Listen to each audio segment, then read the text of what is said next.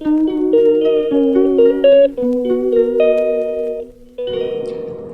Friends, good evening. আমি সুস্মিতা। কেমন আছেন সবাই? আশা করছি সবাই খুব ভালো আছেন, সুস্থ আছেন। তো আবার একটা নতুন ভিডিও নিয়ে আপনাদের মাঝে হাজির হলাম।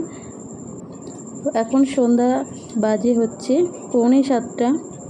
তো হট করে ডোডোর পাপার ইচ্ছা হয়েছে ফুচকা খাওয়ার। আর এই প্যাকেটটা অনেক দিন আগেই নিয়ে এসেছিলো। তো বললো যে আজকেই বানিয়ে দাও, নাহলে পরে খারাপ হয়ে যেতে পারে। তো যেমন কথা তেমনি কাজ, চলে গেলাম ফুচকা রেডি করতে। তো এই যে আমি এখানে তেঁতুলও দিয়ে দিয়েছিল, আর ওই যে মশলাটা দেখালাম, মশলাটা খুব একটা ভালো ছিল না। তো আমি একটু মশলা বানিয়েও নিয়েছি, সেটা আপনাদেরকে দেখাবো। আর এই যে এইখানে তেঁতুল আর গন্ধরাজ লেবু ছিল বাড়িতে, তো আমি সেটা একটু রেডি করে নিলাম। সঙ্গে একটু দিলাম হচ্ছে বিট নুন।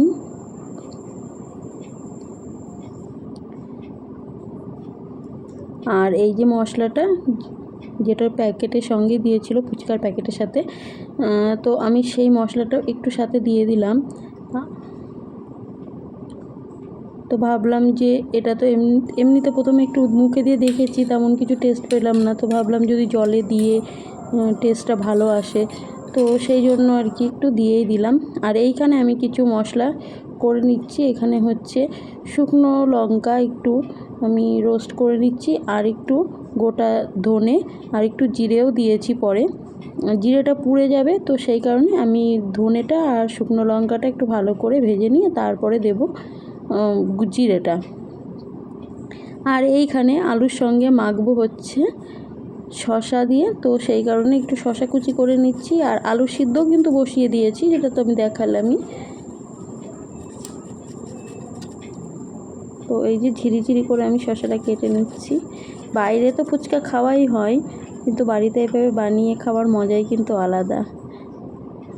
আর এই যে ভাজা মশলাটা, সেটা আমি একটু এই যে শিলে গুঁড়ো করে নিচ্ছি। তো এই ভাজা মশলাটা আমি আলু সিদ্ধ আর ওই টক জলের মধ্যে, দুটোর মধ্যে ইউজ করব। তো আমি আলু সিদ্ধর মধ্যে যাতে সুন্দর একটা লেবুর ফ্লেভার আসে, তার জন্য আমি এই যে গন্ধরাজ লেবুর যে খোসাটা না, এটা ও লেবুর খোসাটা দেখবে, গন্ধরাজ লেবুর যে খোসাটা হয়, গন্ধটা কিন্তু ওই লেবুর খোসার মধ্যেই বেশি থাকে। তো আমি এই খোসাটাকে একটুখানি হালকা হালকা করে আঙুলে করে ঘষে নিচ্ছি, যাতে তিতোটা না আসে কিন্তু গন্ধটা ভরপুর আসে। তো এই যে আমি আলু সিদ্ধটা মেখে নিচ্ছি। আর আলু সিদ্ধটা দেখতে পাচ্ছেন, এটা কিন্তু খুব গরম। হ্যাঁ, আমি ঠিক করে মাখতে পারছিলাম না। তো এদিকে ফ্যান চালিয়ে দিয়ে আমি ওটা মাখছি যাতে ঠান্ডা হয়ে যায়। আর ওর মধ্যে দিয়ে দিলাম বিট নুন, আর ওই টক জলটা ওটাও একটু দিয়ে দিলাম। আর শসা কুচিটা অল্প দিয়েছি, পরে আবার একটু খাওয়ার সময় দিয়ে নেব। আর আমি সঙ্গে নিয়ে এসেছিলাম একটু সস, আলাদা বাটির মধ্যে করে। আর এই যে ডোডোর পাপাকে দিচ্ছি রেডি করে। তো ডোডোর পাপা খাচ্ছে। তো আমি আবার বলে দিচ্ছি যে বাটিটা নিয়ে নাও, তুমি তো শুধু কি করে খাবে, জলটা তো পড়বে। তো আবার বাটিটা নিয়ে তারপরে খাচ্ছে। এই যে, তো আমাদের কাণ্ড দেখুন, ফুচকা খাওয়াতে এতই মত্ত যে ভিডিওটা বানাচ্ছি সেটা কি ঠিকঠাক হচ্ছে আদেও, সেটা দেখার কথা ভুলেই গেছি। দুজন মিলে একদম আনন্দে ফুচকা খাচ্ছি। মানে কি বলবো।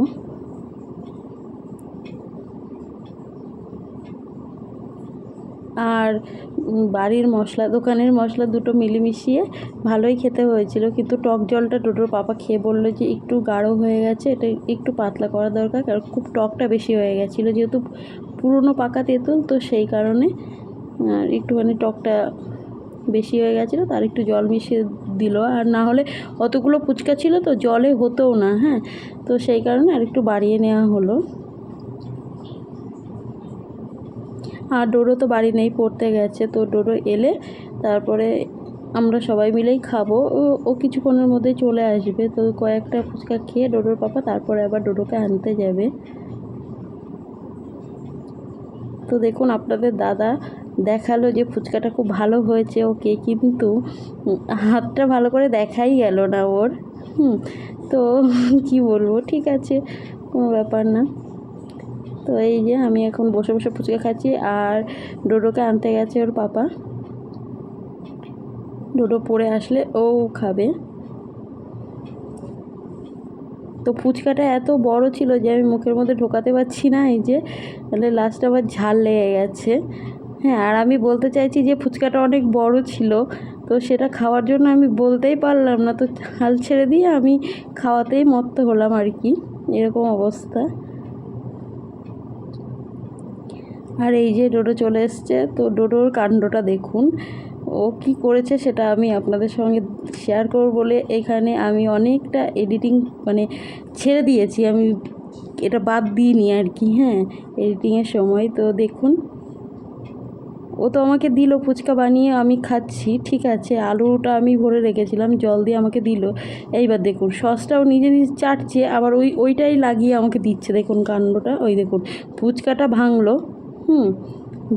ভেঙে ওর গুঁড়োগুলো নিজে খাচ্ছে, আর গোটা ফুচকাটা আমাকে দিচ্ছে, দেখুন। ওটার মধ্যে এবার আলু ভরে আমাকে দেবে, কাণ্ডটা দেখুন, ওইটাই আমাকে এখন খেতে হবে। তো এই সব কাণ্ড করে তারপরে আমরা আবার ঠিক করি যে আমরা একটু ঘুরতে যাব। তো আমি তো আগের দিন দেখিয়েছিলাম যে আমাদের এখানে বাসন্তী পুজোর মেলা হচ্ছে, তো আমরা সেই মেলাতে যাব। তো তার জন্য খাওয়া দাওয়া করে আমরা রেডি হয়ে গেছিলাম, ও তার মাঝে ডোডোকেও খাইয়ে দিয়েছি রাতের খাবার। আমরা রাত 9টার পর বেরিয়েছিলাম, প্রায় 9:30টার কাছাকাছি আমরা রেডি হয়ে এই যে বেরিয়েছি। আর ওখানে প্রোগ্রামগুলো একটু রাত করেই হয়, 9টা 9:30টার পর থেকেই শুরু হয়, তো সেই কারণে আর কি। তো আমরা গিয়ে দেখি যে এই যে ছেলেটা সুন্দর একটা গান গাইছে, কিশোর কুমারের গানটা গাইছিল বোধহয়, খুব সম্ভব।